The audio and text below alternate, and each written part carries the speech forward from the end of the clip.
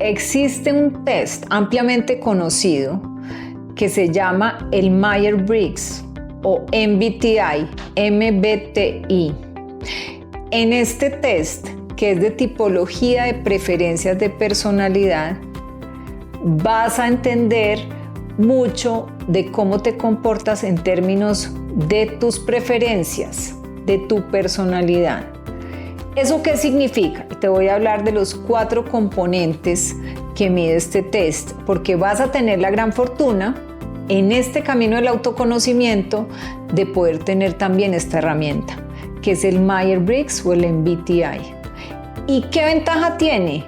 Que en este camino del autoconocimiento para el ascenso, el Myers-Briggs te proporciona también el camino de conocimiento para el bienestar y para tener más éxito personal, para desarrollo personal y profesional. Entonces, no es solo el ascenso, sino también inclusive en tus relaciones. Hay un dominio o hay una manera de medir, por ejemplo, de dónde sacas la energía, que tiene que ver con tu preferencia de personalidad, que es si eres introvertido o tienes una tendencia a la extroversión. Y voy a aclarar eso porque hay miles de confusiones. Las personas, y muchísimas y ampliamente generalizado, piensan que el introvertido es como una forma de timidez y están totalmente equivocados. La introversión tiene que ver con la energía. Las personas introvertidas tienen un mundo hacia adentro, se sienten súper cómodas con mucho de la energía interna y el estímulo externo excesivo les drena la energía. ¿Qué quiere decir eso? Que una persona introvertida disfruta de la soledad, le gustan las actividades de estar sola, de la lectura, de pasar tiempo haciendo reflexiones, como tiene un diálogo interior muy rico, está permanentemente mirando hacia adentro, haciendo reflexiones, analizando temas. Y cuando está con demasiada gente, con mucho estímulo exterior, con mucho ruido, eso le genera como un drenaje de la energía. Por el contrario, el extrovertido se desenvuelve sumamente bien y disfruta con el estímulo externo. El extrovertido se recarga de energía estando en un proceso de interacción con los demás y con el medio exterior. Los extrovertidos disfrutan mucho estando en fiestas, en reuniones, en temas grupales, en unas vacaciones con mucha gente, con mucha música, se cargan de energía. Cuando un extrovertido tiene que pasar mucho tiempo en soledad o digamos que no está muy acompañado, no tiene estímulo externo, eso le drena la energía. Entonces imagínate cuando una pareja, pensemos en la aplicación, en el campo personal, cuando una pareja, el uno es introvertido y el otro es extrovertido, puede haber una conflictividad, porque la persona introvertida necesita espacio, necesita un poco de silencio, necesita tranquilidad. El extrovertido estará buscando estímulo externo.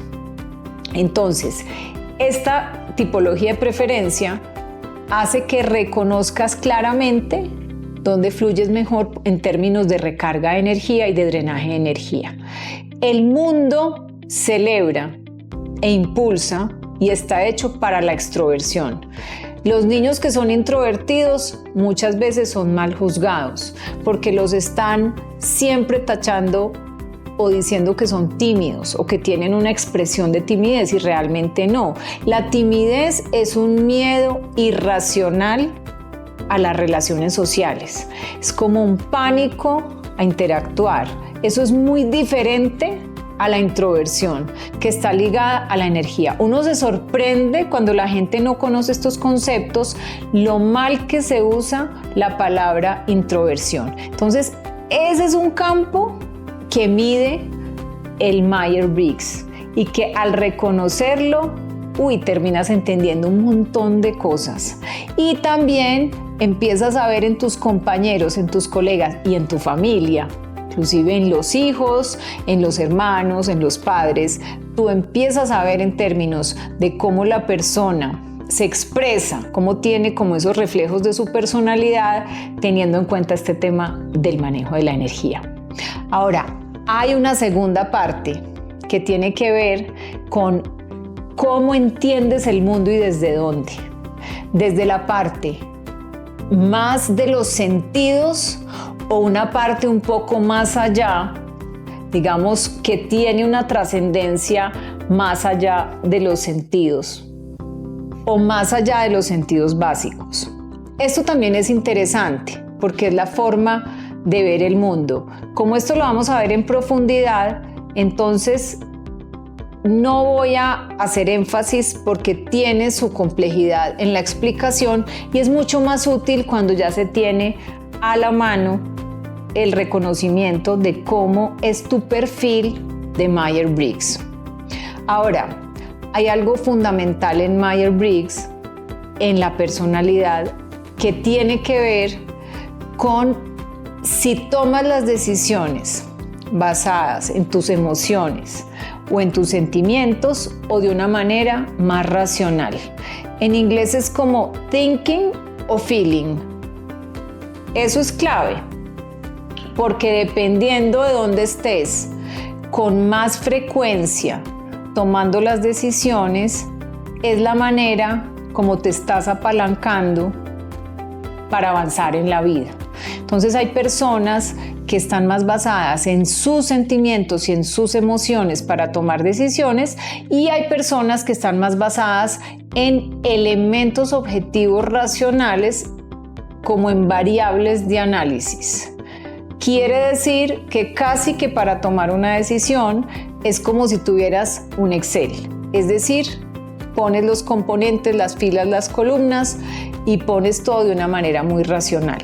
Las personas que son más feeling o de los sentimientos y emociones se apalancan más como en eso que les da el sentimiento y la emoción para llegar a una decisión. Entonces miren la diferencia, es clave entender eso.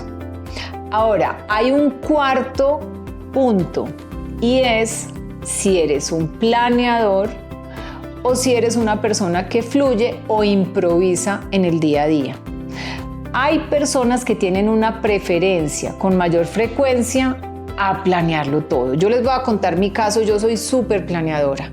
Cuando yo voy a tomar vacaciones, casi que un año antes planeo, sé dónde quiero ir, compro los tiquetes, decido los horarios, hago los planes con mucha anticipación. Me encanta planear, tengo calendarios, tengo listas, hago listas de qué hacer para el fin de semana, para la semana entrante, tengo mi año proyectado.